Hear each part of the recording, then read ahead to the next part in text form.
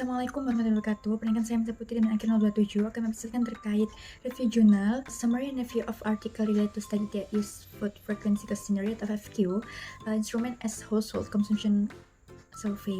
Sebelumnya izinkan saya untuk menyapa Bu Rian Diana selaku dosen pengampu mata kuliah survei konsumsi pangan. Baik, untuk jurnal yang saya review yaitu berjudul Parental Intake of Eicosapentaenoid and Toxosahexaenoid acid in a diverse urban city in the United States is associated with indicator of children's health potential. Dengan tahun publikasi tahun 2015, jurnalnya Nutrient dengan tujuannya yaitu menilai asupan gabungan asam lemak omega 3 atau eicosapentaenoid acid atau EPA dan docosahexaenoid atau DHA pada orang tua di lingkungan kota yang beragam di Amerika Serikat dan hubungannya dengan indikator potensi kesehatan anak. Oke, dan latar belakangnya yaitu di mana pendahuluan untuk penelitian Robinson et al. Tahun 2025, di mana asupan EPA dan DHA sendiri itu penting untuk kesehatan orang tua dan anak, termasuk mengurangi risiko kelahiran prematur dan mendukung perkembangan saraf anak. Orang tua yang hidup dengan anak di rumah seringkali memiliki asupan omega 3 yang kurang diperhatikan. Padahal pola makan orang tua itu mempengaruhi pola makan anak juga. Faktor sosial, ekonomi, lingkungan rumah tangga, dan akses pangan itu juga mempengaruhi asupan EPA dan DHA. Tujuannya itu tidak lain untuk mengkarakterisasi asupan harian gabungan dari EPA dan DHA pada orang tua yang tinggal dengan anak di rumah Chicago. Selain itu juga menguji sejauh mana asupan tersebut berada di bawah rekomendasi atau lebih dari sama dengan 200 mg per hari, dan yang terakhir mengeksplorasi hubungan antara asupan tersebut dengan karakteristik orang tua, status kehamilan sebelumnya atau kelahiran prematur, tingkat pendapatan, dan yang lainnya. Untuk data working sendiri itu ada proses kepengisian di mana orang tua dengan setidaknya satu anak di rumah yang umurnya lebih dari sama dengan 19 tahun tinggal di rumah yang sama mengisi sebuah kuesioner dengan metode FFQ berisikan 7 pertanyaan utama terkait konsumsi makanan yang menyumbang terbesar EPA dan DHA di Amerika Serikat. Review sendiri ditayangkan secara daring melalui survei panel atau Voice of Child Health and Chicago antara Mei sampai Juli tahun 2022.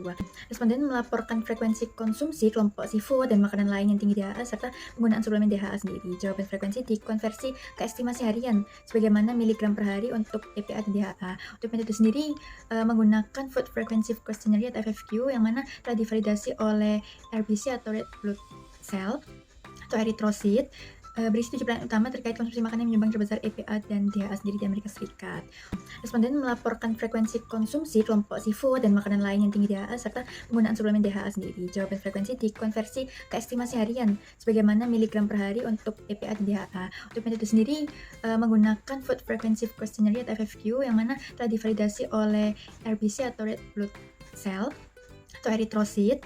Berisi 7 pertanyaan utama terkait konsumsi makanan yang menyumbang terbesar EPA dan DHA sendiri di Amerika Serikat.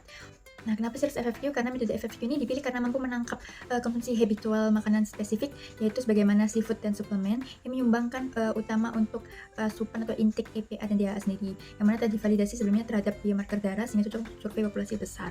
Nah, kapan sih FFQ ini digunakan? FFQ ini digunakan pada periode survei cross-sectional, khususnya pada penelitian ini yaitu di bulan Mei hingga Juli tahun 2022 untuk mengukur konsumsi EPA dan DHA pada orang tua saat itu. Ini dapat sampel penelitian di mana karakteristik sampel penelitian sumber datanya yaitu survei komunitas urban multi etnis di Amerika Serikat, sebagaimana jumlah sampel totalnya yaitu ada N-nya yaitu 1057 di mana orang tua dari seluruh 77 neighborhood di Chicago. Nah, jumlah individu sendiri yaitu orang dewasa sebagaimana ibu sejumlah 806 orang, ayah sejumlah 245 orang. Dengan kriteria inklusi yaitu orang tua usia lebih dari sama dengan 15 tahun, orang tua atau wali setidaknya satu anak berusia 0 sampai 17 tahun yang tinggal dalam rumah yang sama. Nah, bersedia mengikuti pengisian FFQ. Kriteria eksklusi yaitu anak dengan kondisi medis kronis atau keluarga yang tidak menyelesaikan FFQ secara lengkap. Desain studinya yaitu berbasis cross-sectional web yang mana dikelola oleh National Opinion Research Center atau NORC at the University of Chicago in English and Spanish. Ini untuk analisis resultnya di mana usia rata-rata orang tua ini sekitar 35,6 tahun, di mana untuk variasi atau bedanya sekitar kurang lebihnya 6 hingga 7 tahun. Jenis kelaminnya yaitu 51% didominasi ibu-ibu dan sisanya 49% yaitu ayah. Asal etnisnya yaitu beragam. Sebagaimana yang terlampir, status sosial ekonominya yaitu sebagian besar berpendapatan menengah ke bawah atau rendah, dan yang lainnya sebesar 42% memiliki gelar sarjana. Terus gizi anak mayoritas normal. Untuk konsumsi rata-rata EPA dan DHA orang tua yaitu sekitar 10 mg per hari, sebagaimana ibu konsumsinya 135,7 mg per hari dan ayah sebesar 162,8 mg per hari. Dengan keterlibatan rumah tangga dalam konsumsi ikan atau seafood, hanya 38% rumah tangga yang melaporkan konsumsi ikan lebih dari sama dengan 2 kali per minggu. Ini juga tujuan dari analisis resultnya, sebagaimana pengolahan analisis dan penyajian datanya, menggunakan model regresi linear multivariat dan model berbobot survei untuk menilai karakteristik orang tua yang berkaitan dengan asupan IPA dan DHA. Selanjutnya, perbandingan mean asupan ibu dibandingkan dengan ayah menggunakan t-test, distribusi berdasarkan COI, dan pendapatan dianalisis bersama. Hasil sajikan dalam tabel mean, sebagaimana yang terlampir, koefisien regresi dengan CI setelah perbandingan antar level dan COI.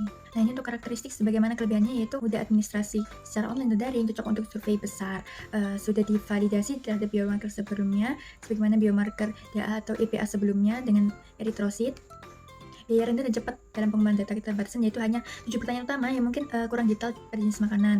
Yang kedua, cross sectional atau tidak bisa menerapkan sebab akibat, dan yang terakhir bergantung pada pelaporan diri atau potensi bias. Nah, selanjutnya itu hasil keterkaitan terhadap output penelitian sebagaimana untuk korelasi asupan EPA dan DHA pada orang tua dengan kesehatan anak, yaitu asupan EPA dan DHA ini sangat berhubungan positif dalam kesehatan anak, termasuk fungsi kognitif, berat badan ideal, komposisi tubuh sehat. Buktiannya yaitu sebagaimana rata-rata asupan gabungan EPA dan DHA pada orang tua yaitu sebanding dengan cut-off 250 mg per hari, dan korelasi positifnya signifikan dengan Child Health Potential Index sebagaimana p-value-nya kurang dari 0,01.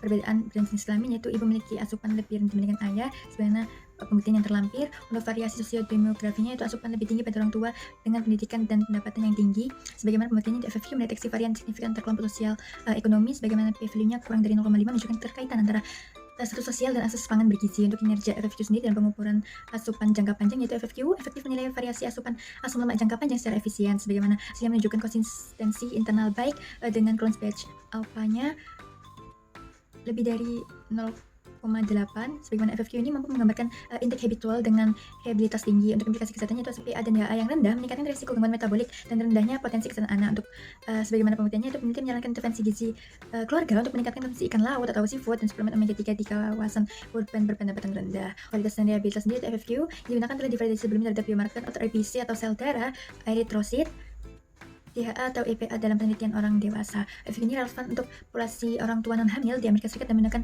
data bobot survei untuk representasi populasi kota. Nah, untuk potensi bias sendiri, sebagaimana potensi bias pelaporan diri atau self-report bias, ingatan yang salah atau recall bias, karena FFQ mengandalkan jawaban responden.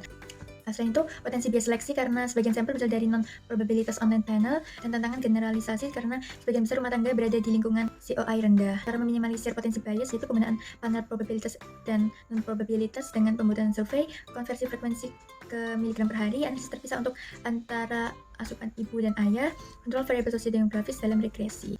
Nah, untuk kesimpulannya yaitu FFQ ini efektif untuk menilai pola asupan EPA dan DHA dalam jangka panjang pada orang tua di lingkungan perkotaan beragam secara spesifik, yaitu